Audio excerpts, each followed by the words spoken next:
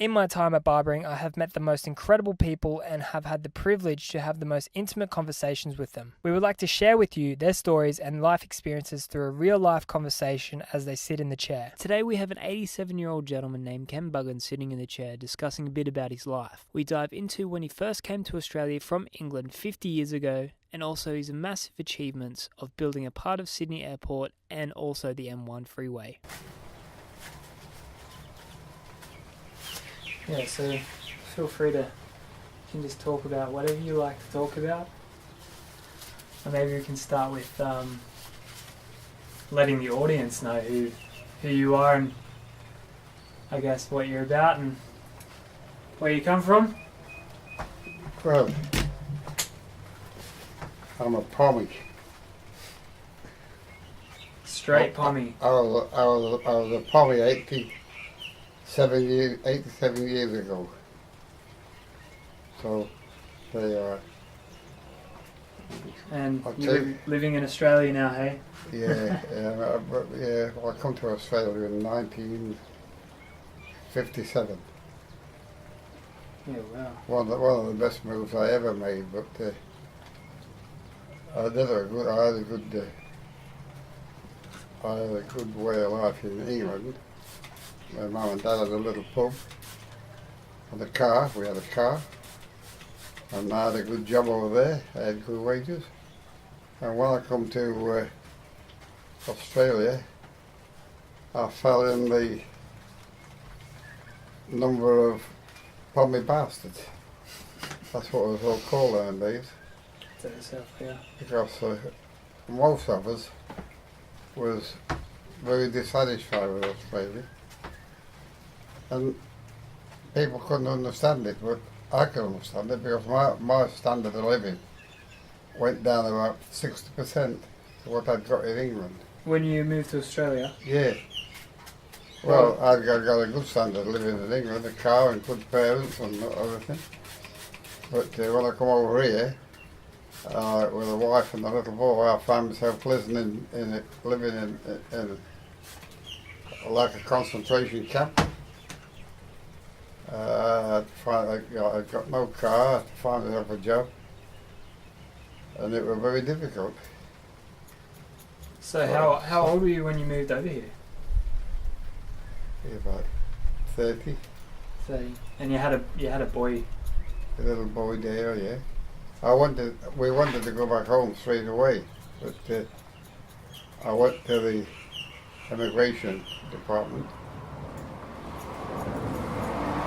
Told them I wanted to go back to England, like a lot of other dissatisfied pommies did, because that's why they got a bad name. But yeah. there was more to it than a lot of people thought. Anyhow, I was told that I wasn't allowed to go back to England, and I thought, well, they can't stop me from going back to England with my family. Mm. But then they pointed out to me that I'd not got a passport, because they took my passport off me, off my wife, Jan. And I could get my passport back, but it cost me £2,000 in them days, I think it was. Yeah. Well, I haven't got £2,000. £2,000, wow. I think, I might be a bit wrong there. It might be on. Well, I think it was £2,000. Quite a lot. And £2,000 consisted of getting my passport back and booking a fare back by boat. Oh, okay, yeah. Yeah. So it wasn't just the passport; it was your fare back as well. Yeah. So of course I got no option. I had to stay.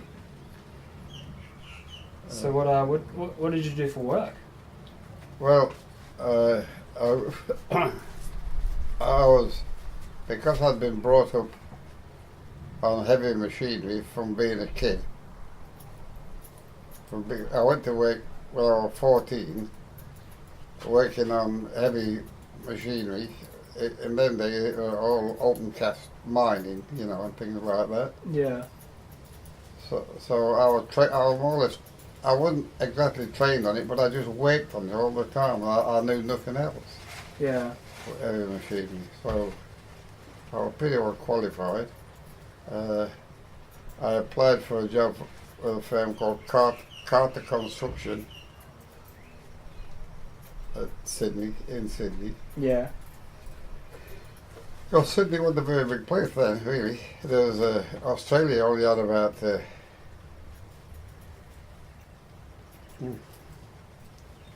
11 million people in it Yeah, wow. in them days. It's quite unbelievable that there was immigrants in that way, you know. I think all the English people and the Greek people and all them people that came over at that time, Australia was a very raw place, you know. Yeah. No buildings and everything. Anyhow, we finished up, managed to get out of the concentration camp, and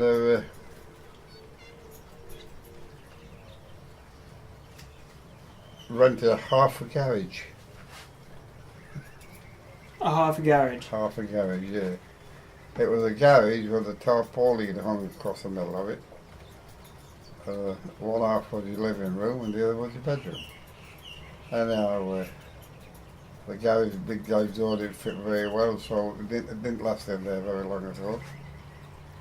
And there was that was your three of you. That was your Your wife, three of us, yeah. Dale, and yourself. I tell you, it was really rough, and it was that bad outside that I wanted to get back into the hostel again.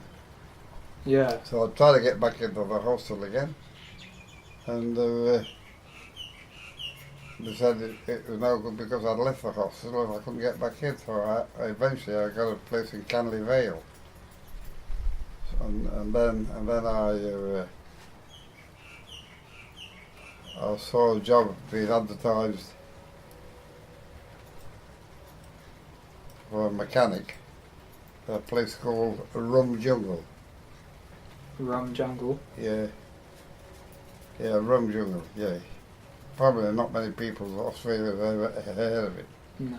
But in actual fact, it was Australia's main uranium mine. And it was about 80 miles off of Darwin. So anyhow, they put me on a plane, or put myself on a plane to pay for the fare. And there's only a little airport, little pokey airport then, them days. Said goodbye to my wife and the baby. And I went up to Rum Jungle. The reason I went up there because I was getting exceptionally good wages. Yeah. But going to Rum Jungle actually changed my life around, I think, in many ways. And how'd you do that? Well, when I went to Rum Jungle, I met a Kiwi guy called, his name was John Bull, and he was the manager of the earthworks of the mine. I was just going up there as an operator, because I could operate all the equipment. I knew nothing else but equipment. But of course in them days, all the machines had ropes. No, there were no hydraulics on them, you know. Yeah. All on ropes only. Wow. And when I'd been up there for a couple of days, there was a machine standing there. It was 37 RB, a Ruston beside us.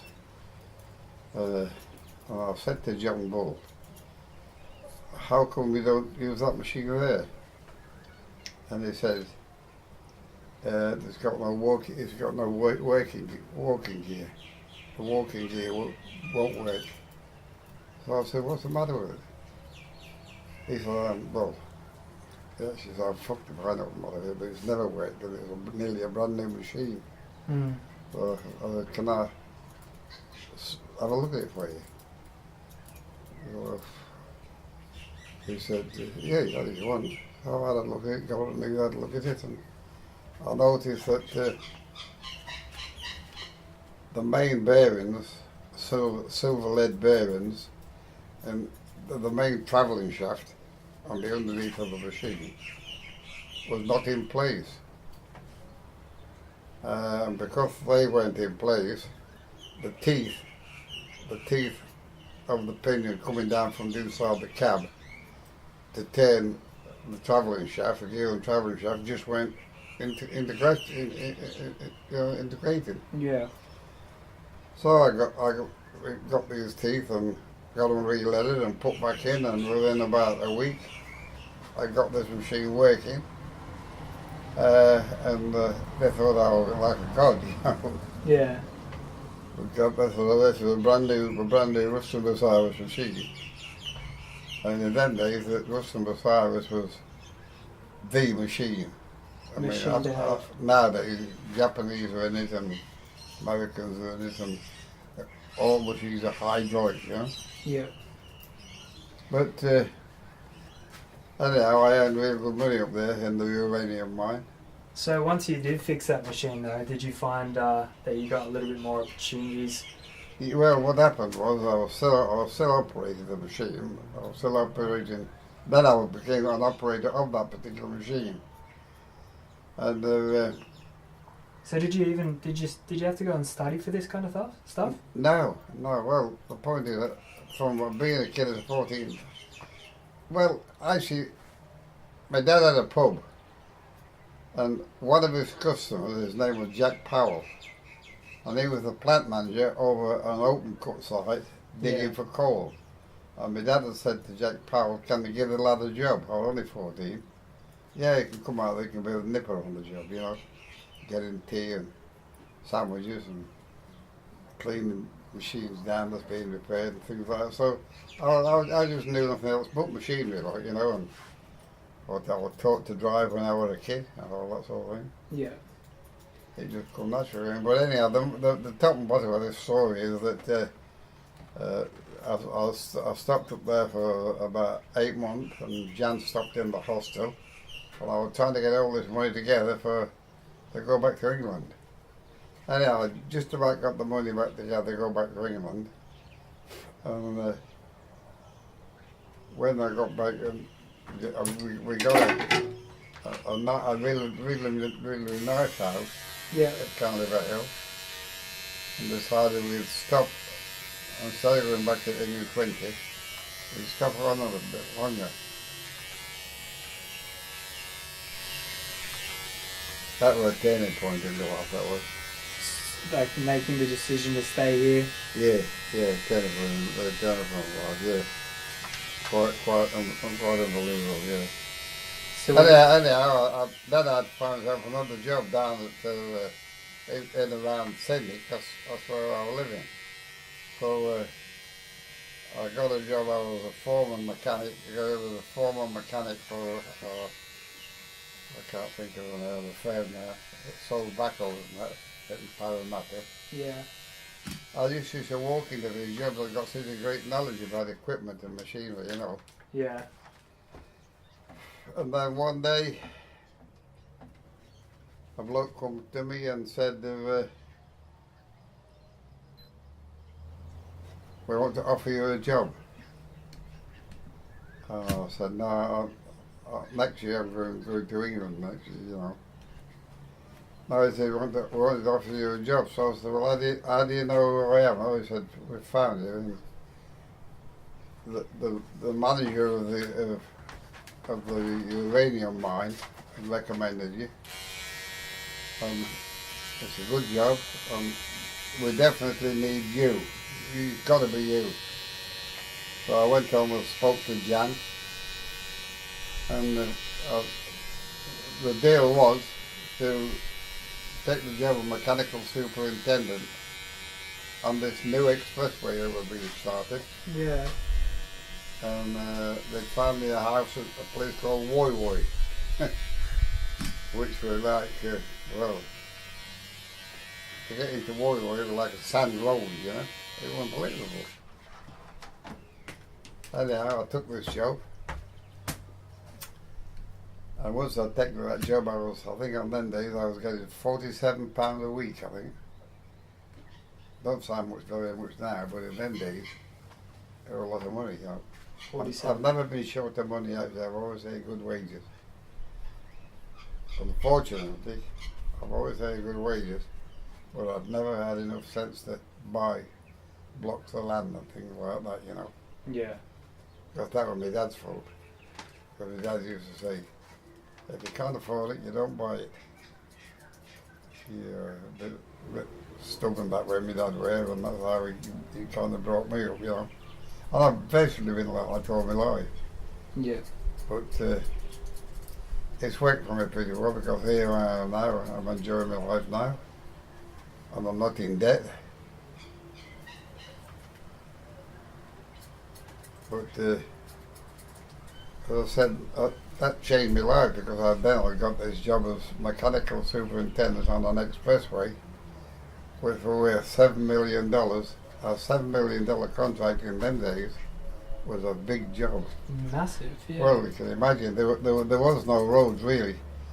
There was no road we're talking about coming out of Sydney at all. And the job started off at Mooney. And well, the first thing I had to do was start and get some land and build a caravan park so that we could offer accommodation to single men that were welders and mechanics, but there wasn't many of them in the country in them days. And this firm had imported some new extra bulldozers, D9s, which I knew quite a bit about, the old type ones, but they were basically the same, but these were hydraulic instead of rope machines, you know. Mm. Anyway, after that, that job lasted for 3.5 years, but was that some hard work there? it was very hard work, yeah. I think I made it harder than what it really was because I was so dedicated to the job. I worked 7 days a week, and I used to work from 10 or 11 hours a day. The job was so important to me to see that job through, you know. And Yeah. I was completely in charge of everything from jackhammers to any vehicles on the job, or bulldozers, or scrapers, or graders. Mm. There wasn't one bit of machinery on that place, and of course I was involved in purchasing it, and it was a big job. Anyhow, the project manager there got laid off. The job wasn't going fast enough, so they sacked the project manager, and they got a new project manager.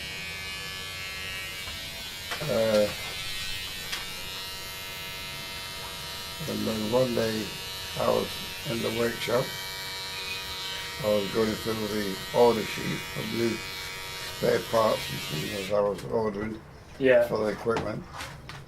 And the little bolt hole I had slid back, and the guy stood there with a set of glasses on, a little moustache. And he said to me, "Are you Buggins?" I went, "Yes, why?" He said, "Because my name is Seth Inch, and I'm going to hang around you like a bad smell." Incredible, isn't it? He was an ex-army engineer, and he'd actually just finished building the foundations of that round building in Sydney. The first round building I've ever built in Sydney. He put all the foundations down for it. Is that or was it the Centrepoint Tower? No, not the Centrepoint Tower, no. It was a round building, and it had a cafe on top of it, you know. Mm. Anyhow, he'd been offered, he'd taken the new job as project manager. Yeah. Because the job was losing money because it was, the rock was too hard and the machines weren't strong enough, you know. Mm. I wrote a letter to the management in Queensland. The firm I was working for was called KV Morris in Queensland, and they built houses. Why the hell they really went into building roads, I don't know, because they didn't know nothing about it, you know. Anyhow, we finished the expressway up in just over 3 years, and I always feel as though the expressway is mine. That expressway? Is mine. Yeah, there was no expressways that were built, and I did look to it, you know. And that's between Mooney Mooney and Hawkesbury River, isn't it? No, that's the Mooney and Mount Wax. Oh, that's right. 5.7 miles. It was a big job. Yeah. As a matter of fact, when you drive through there now and look at the rocks, we had to start right at the top of it. I mean, we used to manage to get all the labourers and that up on the top of the mountains with chainsaws, dropping trees so we could see what we were doing. Right to the top of the mountains, you know. Yeah. And we had to start blasting and working the way down to the levels. And all the rocks that we blasted out of the mountains helped to fill the valleys in. Because it was so uneven countryside, like, you know. Mm. And now, after that job was full, we finished. Seth moved out, Seth Inch. Yep. He got a reputation tonight that he could be a real bastard, you know, even though he's a mate of mine, he could be a real bastard. Yeah. Next thing, he comes up to see me. I was just cleaning all the equipment, all the disused machinery we use on the expressway.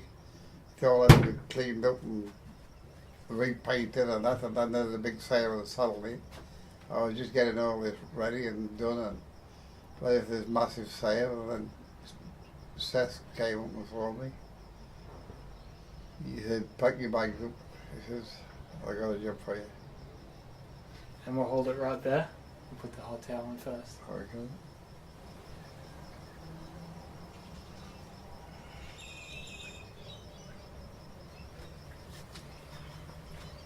Can I still talk? Yeah, you can still talk. Yeah, he said, "Pack your bags, I got a job for you." So I said, "What kind of a job?" He said, "Come on," he said, "we're going to go down, we've got to go into Sydney and divert the Cooks River for a start." Now the Cooks River runs straight to the middle of Sydney, you know. I don't know, whenever you drove in and out of Sydney airport, you've seen this river there, you know. Oh, we had to divert that half a mile into a different location so that it made more room for the Sydney airport parking areas and things like that, yeah. And then after we diverted the river, then we had to start then and build all the foundations for the airport. And at the same time, we were also building the extension out into Botany Bay. Mm. So this was a whole airport project, you know. And because we were building that in Botany Bay, it altered the wave action at Brightly Sands and washed most of Brightly Sands away. So we had to rebuild Brightly Sands. And at the same time, we were building a big tunnel down at Manly Heads to meet a sewerage trench which is going out to sea from Sydney. Yeah. Actually, when I think about it, I took on some really big projects, you know. And I was busy all the time, yeah. But I can handle it. I handled it. What do you think was do you think the expressway was the biggest job that you did? Pardon? Do you think the expressway was the biggest job you did? To me it was. I think the airport was a big job. Yeah. But the airport was a job in pieces, like, you know. We diverted the Cooks River. And of course,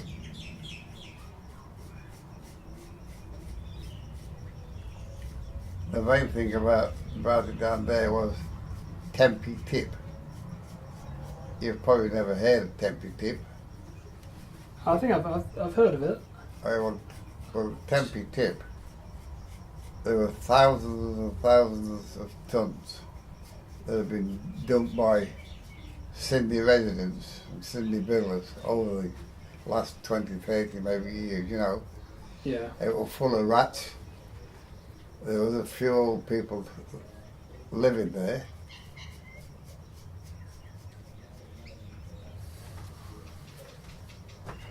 And get rid of all this rubbish in trucks.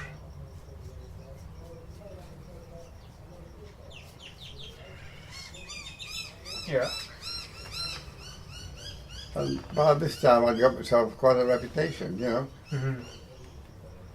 But I decided that after the airport more or less finished, I mean, on all these jobs I earned excellent money, you know. Yeah. I was never short of wages. Mm. I'm just sorting out all this stuff.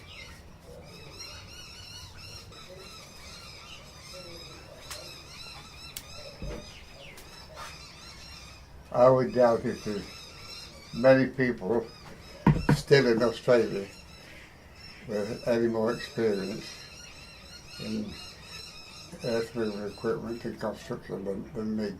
Mm. Yeah. Anyhow, it was about this time here when I was getting jobs offered me right left and centre, you know. Mm. I decided I'll do it for myself. I'll buy some equipment and I'll do it for myself. So I went to the bank and bought myself a couple of dozers and a scraper. And just on my reputation alone, I was able to get contracts with the Department of Main Roads and the Department of Housing. Normally you have to have some kind of You can still keep talking. background to get a job with the Department of Housing, you know. Yeah. But I just told them what I'd done and where I'd been and got the credentials from Faith and TV Morris and I had no problem. So I started this little business up on my own. And for 17 years I had that going. I employed 40 or 50 men. And I did lots and lots of subdivisions for the Housing Commission, lots of Newcastle, lots of well, marina lifts up there. Yeah, up at Yeah, Canton Beach. And you could buy a block of land up there for $2,000. But I was flat out, I had a lot of men working for me, I was flat out finding the wages for the men all the time. Yeah. Well, I would have been better off just borrowing money to pay the wages out and bought a couple of bucks of land. Even the young surveyor working for the Lands Board says to me, he will buy 4 bucks of land. He said, you'll buy some bucks of land, check. That's on that land. Every time I drive up to a marina, I'll drive along that land and I'll, shit, I should have owned 4 of these bucks of land, you know. But I didn't.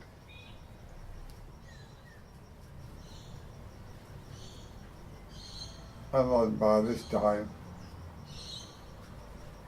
I didn't realise it, but I got another big change coming in my life.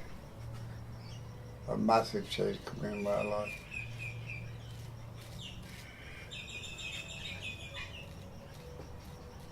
And what was it? Dale, my son, was growing up. And by this time I'd bought a block of land out at Durland.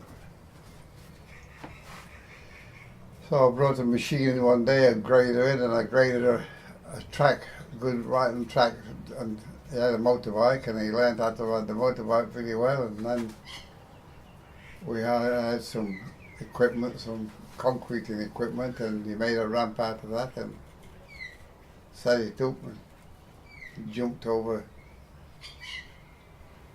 one car, because it was in this time when Evil Knievel was going really big.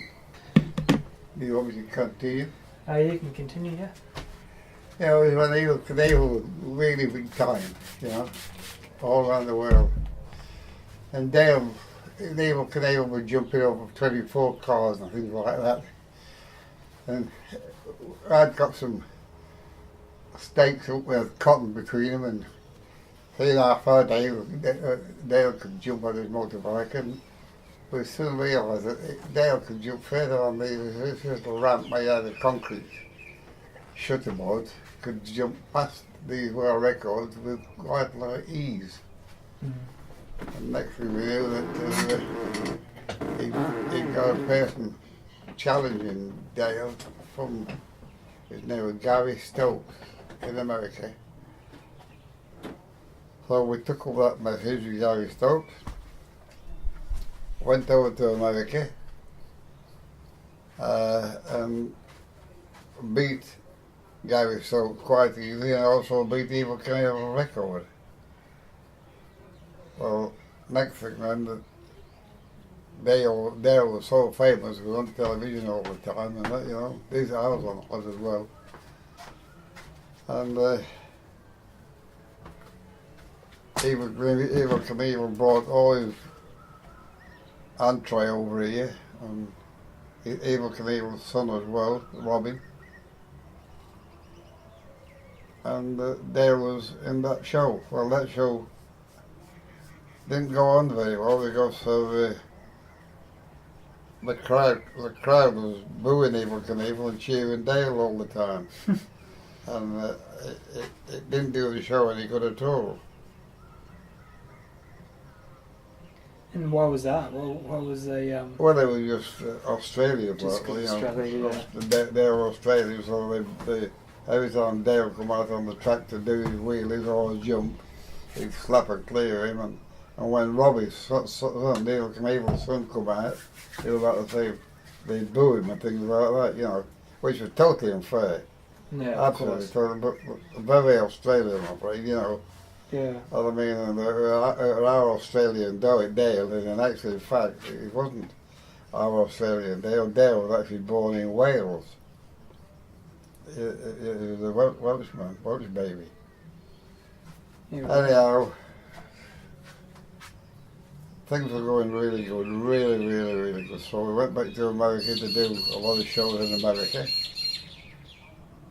And we'd just come back from America, and we'd done the Royal Easter Show a couple of times. We didn't get a lot of money for it. The most he ever got was £18,000. I think it was pounds, yeah. And we just set up the Royal Melbourne Show, to do the Royal Melbourne Show. And everything was going perfect. I'd come back up home because I'd still got my earth moving business going, and business is never go the same when you're not there, you know. Oh, of course, definitely. You can keep talking, I'm going to finish the haircut, you can keep talking. So, driving Jan mad, but anyhow, so I got back up home as soon as I could. I'd only been home about 2 or 3 days, and I got a phone call. Mr. Buggins, Dale is dead. I thought, what happened? Because I'd set up the high wire act and everything. I invented all that, and the real right wire and everything that they used to do with Dale and Chantal together. Anyhow, what happened? We got into a hotel we were staying at, and took a rifle and shot himself through the heart. And once again, my world changed again. Forever. It will always be changed. It will never stop being changed. But it's 36 years ago now since Dale died. Couldn't imagine. No, I couldn't imagine it either. I don't think I anyone think I could. lost my mind for 10 years, I think. But it's a funny ending to this here. I could write a story on my life on many ways, but because Dale took his own life, I had to sell all the equipment I got. Well, you don't sell equipment, you finish up giving it away, you know, Yeah. get rid of it. Completely heartbroken. Mm. And it was then, I was still living with Jan. It was then when I met Wendy. I met her at a club in Woolworth, I think it was. And I was looking for somewhere to live. So she said that there's a place, I think this is pretty right, I went to live in the same place where Wanda lived, and another woman lived as well, Carol Duncan. And they often played me. Here comes Kenny, all I had was a suitcase. All my belongings were a suitcase. Yeah. Incredible. But it didn't worry me that, didn't it? I was just an empty shell, a complete empty shell. And I was an empty shell for 10 minutes. I actually started drinking, but I didn't used to get drunk, but I used to drink enough to keep me happy, like, you know. Yeah. But looking back on my life, well, I'm a very, very happy man now with Wanda. But if Dale hadn't taken his life, I would never have met Wanda. If Dale hadn't taken his life, I would have finished up, continue with my earth movement business, and Dale would have been working with me in the earth movement business, and I would have finished up being the age I am now, maybe, with a lot of clapped out old equipment, because that happens to everybody. The equipment gets clapped out and you can't sell it, you have to give it away, you know. Mm. That's what I would have been. So it compares that now I'm living with one and having a great life, unbelievably great life. I'm not in debt, I've not got much money, but I'm not in debt. But I can honestly say, if Dale hadn't taken his life, I would never have met him one day. I tried to balance them all against one against the other. I think that I come out in front. But when I say that, I feel as I'm saying I'm bad news in the Dale situation. Yeah. You know? But sometimes life just ends out like that. Like Pardon? It's from the experiences that I've experienced with, like, you know, the bad stuff, you know, it's a path to the good stuff, you know what I mean? Like, I mean, as horrific that is, you know what I mean? Like, Life. You don't really live your own life. Life organises. Somehow you're directed by life into your life, you know. mm, Yeah. But there's no that.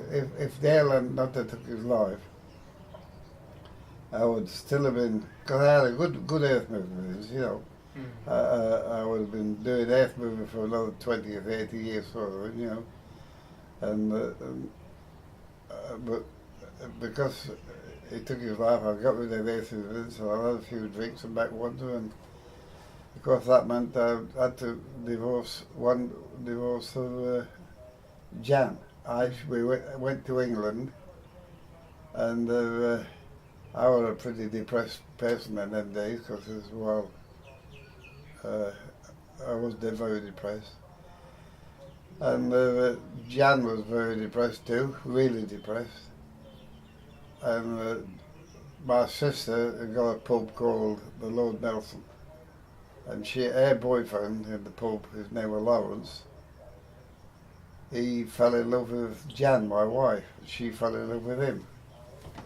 And she asked me for a divorce, and I gave her one straight away so she could marry Lawrence. I never actually let Jan down, ever. And I never divorced her, nothing like that. And I think, as I say, well, there's no doubt, had Dale not taken his life, I would still have been living with Jan.